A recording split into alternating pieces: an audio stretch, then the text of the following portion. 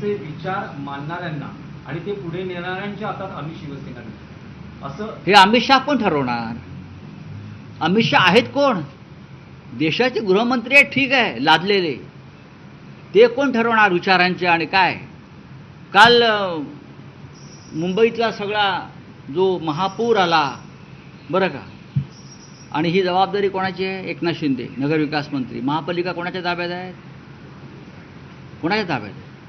काल अनेकांच्या स्वप्नामध्ये आनंद दिघे गेले आणि विचारलं एकनाथ कुठे आहे? हो, एकनाथ कुठे आहे विचारलं. कुठे आहे तो एकनाथ?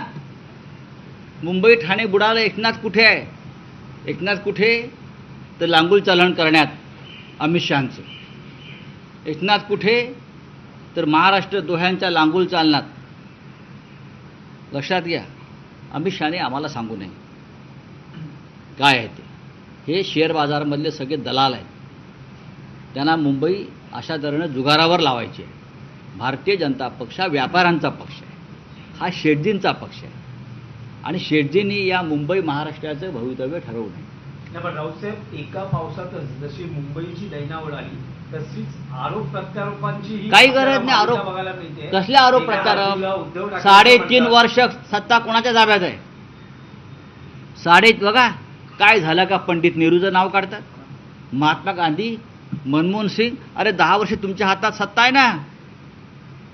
10.5 वर्ष नरेंद्र मोदीच्या हातात आणि मिस्टर अमित शहांच्या हातात सत्ता आहे.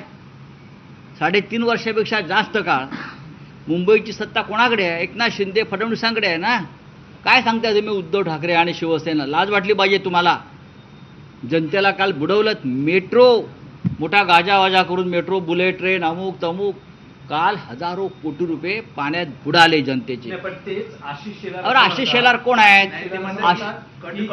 आदित्य ठाकरे कुठे लंडनमध्ये थेम्स